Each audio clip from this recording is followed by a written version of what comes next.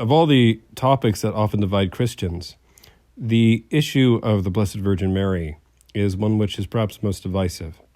Now, if you are a Christian living in the Western world, this division is largely between Protestant and Catholic. However, we must recognize that Mary plays a central role for many Eastern Christians in the various Orthodox communions, Russian, Byzantine, and we also recognize that the Blessed Virgin Mary has played a significant role specifically in discussions about the incarnation of Christ. Jesus appears in the New Testament not out of vapor or out of mere smoke or wind or air. He arrives through the womb of a particular woman at a particular point in history. Without the yes of Mary in Luke chapter 1, "Behold the handmaid of the Lord, be it done unto me according to thy word," we would have no incarnation, and we therefore would not have the pouring of the precious blood of Jesus needed for the salvation of souls. So as far as Christianity is concerned, whether you are a Protestant or an Orthodox or a Catholic listening to this, we cannot deny the centrality of the role of Mary in the partaking of the flesh and blood that the second person of the Trinity, the Logos, the Word, accomplished for our redemption. The reason why we can even say Jesus, the name of a man, and yet also to the name of God, is because of the pivotal role that Mary played in salvation history. Now, this being said, there have been many different warring interpretations of how exalted her role can be. And these warring interpretations largely are the result of the Church's meditation and development of its understanding of the emphasis which we give the Virgin Mary. Of course, one of these developing ideas is that Mary, at the point of her entering into eternity, did not simply mold in the ground and decay, like you or me, but fulfilling the words of the psalm, "You will not suffer your Holy One to see corruption," was assumed body and soul to heaven. This idea is commonly called the Assumption. And the Assumption is a term which is used largely in the Western Catholic Church, although the East has the same idea. It's called the Dormition, or the sleeping of Mary. Now, Roman Catholics in the West are permissible in believing that either Mary was taken body and soul right away up to the throne of heaven, or they are allowed to believe what was the older and perhaps the more authentic tradition from the East, that Mary first was allowed to pass. So for the soul to be separated from the body, she falls asleep, she dies, and then after a duration of time, usually it's about 3 days later, her tomb is found empty, and she's taken body and soul to heaven. But in either case, Western Roman Catholics are permitted to believe either. Among Protestants, this is a largely challenging concept, and they largely try to argue against it, although not all Protestants at all, on the grounds that it was made an official dogma of the Catholic Church as late as the 50s under Pope Pius XII. And it was also established as a result of supposedly very thin patristic early church evidence. Now, as for the dogmatizing of this particular element of the life of the Blessed Virgin Mary, I think that could be a whole other discussion about the papacy and the role of Peter and the Vicar of Christ. This is naturally a thorny issue, and the goal of this channel is actually to build ecumenical bridges between Protestant, Catholic, and Orthodox. So I believe that issue should be bracketed and put aside for a moment. However, as for the patristic evidence, the early church evidence, I think this is something which validates a legitimate discussion. And I'd like to provide why I believe if you are a Protestant, a Catholic or Orthodox, a non-denominational, or whatever your denominational affiliation, why I believe that it is perfectly licit to believe in the Assumption of Mary as plausible and frankly as reliable as a historical event. And my arguments will first stem from the data that currently exists. First of all, Gavin Ortland, who runs the channel The Truth Unites, it's a wonderful YouTube channel for Protestant apologetics. And frankly, he is one of the best apologists for Christianity I know now. Would love to interview him. He's an eminent, wonderful scholar.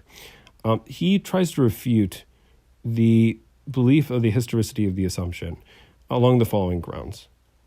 The claim is it doesn't appear, obviously, in the pages of the Bible. It doesn't appear at all in the second or, for that matter, first century at all. However, in the 3rd century, we've come across a Gnostic document where the soul of Mary is taken to God. It's somewhat ambiguous about what happens to her body. And it has an angel Christology, so an image of Jesus as an angel, not as God. So you could see why this Gnostic document was rejected by the church. But it's quite old. It is still 3rd century. Then you come to the 4th century, and there's tons of speculation whether Mary had an unusual end or not, but it's towards the 5th or 6th century AD that suddenly you have a flurry of competing traditions. Some say Mary died as a martyr. Others will make the extraordinary claim that Mary has simply a soul that ascends to heaven, not necessarily the body. Some will make the claim that the body is taken to the tree of life in the Garden of Eden, believe it or not, and preserved until the time of the end where soul will be reunited with body. Of course, some hold to the Orthodox view that body and soul were both taken up to heaven. So on this grounds, Gavin Ortland argues, well, if you had one accurate apostolic tradition, that she was taken body and soul to heaven, why all these competing viewpoints? Why all these competing perspectives? And that's a very valid point. I think that if you are coming from a Catholic or Orthodox background, it's important to legitimize and understand how plausible the arguments against can be. And I think that appears on the surface to be a strong argument. However, there are some good reasons to complicate Ortland's refutal of, refuting of the idea that this tradition is necessarily apostolic. And the reason why is just because you have competing traditions arising in the 5th and 6th century AD doesn't necessarily mean that there wasn't an accurate understanding of what happened, which was lost.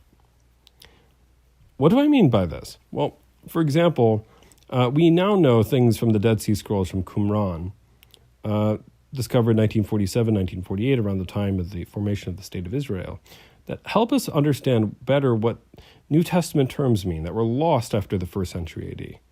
The whole idea of a Protestant Reformation is actually to recover material which was previously lost, to try to arrive at a more authentic understanding of what the biblical text means, and of course of apostolic tradition. So the idea that, for example, the accurate notion of the bodily assumption of Mary could have been forgotten and then rediscovered in the 6th century, it's not implausible. And we must realize that there was vast Roman persecution of the church during the 2nd and 3rd and 4th century. So this is something that we need to recognize as we go forward, that evidence can be lost and it can be rediscovered as well. Furthermore, when we are told that there is no evidence at all within the 2nd century, this isn't necessarily true. There is one document, and I think it deserves a future podcast, that does claim to describe a bodily assumption of Mary that purports to be from the 2nd century AD. This is quite remarkable. This is something that I believe warrants a lot of interpretation and argument. It's largely dismissed by the scholarly field, but keep in mind the whole world dismissed the finding of Troy by Heinrich Schliemann until he showed irrefutable evidence that there was at Hisarlik, Turkey, indeed a fortress and a city of that particular description found in Homer. So once again, I think that's still on the table. But the most convincing argument for me, is the fact that there are no relics of the Blessed Virgin Mary. Now, someone might say, Well, John, clearly we have pieces of her veil. We have, tons of material that she supposedly handled. Yes, but when I'm referring to relics, I'm referring to first-class relics here. There are no bodily remains of Mary.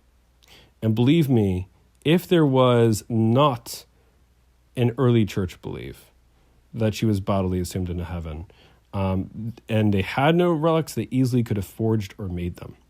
This is something which unfortunately was quite common.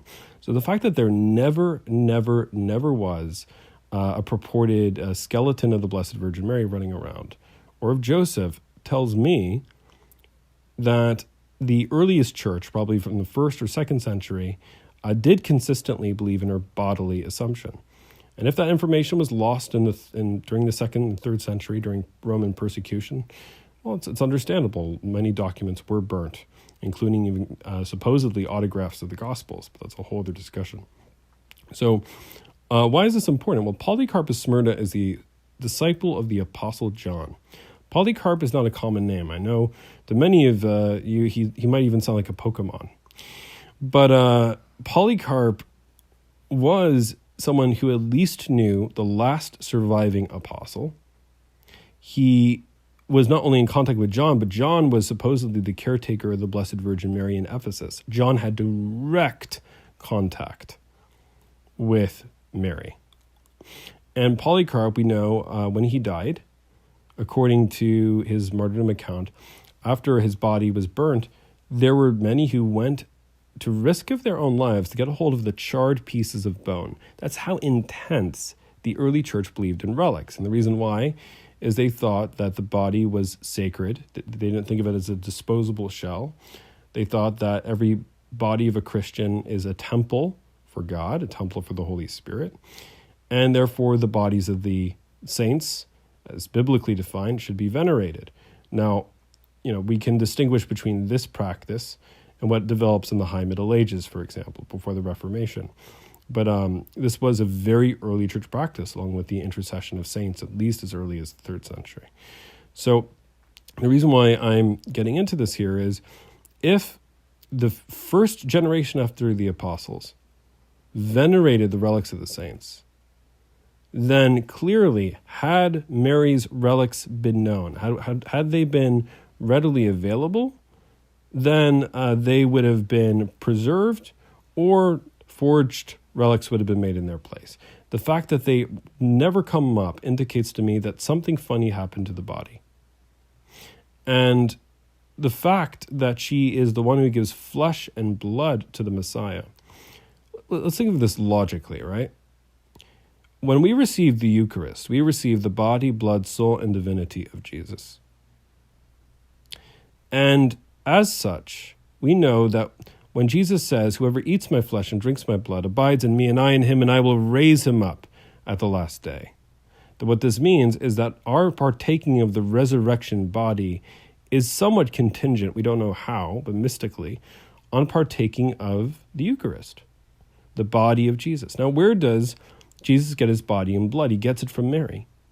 If the Father would not leave the body and blood of the Son to mold in the ground, but would raise it bodily the 3rd day, as we will rise, what then is more plausible? That God would allow his mother, who has given him flesh and blood, to also mold in the dirt? Is that really plausible? I don't think so. I think that God the Son would certainly want to take care of his mother, and if at all possible, to take her bodily to where he is. And I believe the same thing could be argued for Joseph, but that will be a whole other podcast, and it's something which is much more complicated.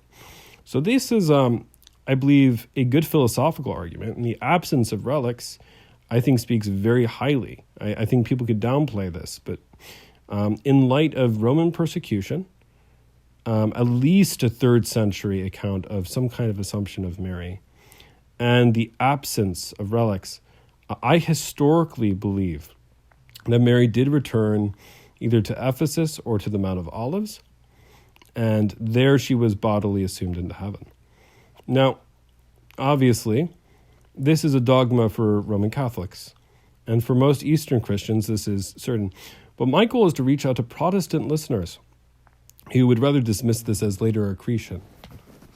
Because if we are to fully understand these events as reliable, I think it would allow us to realize that the portrait of the early church is much broader, it's much more expansive than meets the eye. And if we have more data about the early church, I think it would point to more points of harmonization between these denominational traditions than initially assumed. So I'm eager to get your take, and also to your critiques as well. And I'm hoping that this will be a bridge-building opportunity for all Christians. And I look forward to hearing your comments and the wonderful discourses which I hope to follow. May God richly bless you all.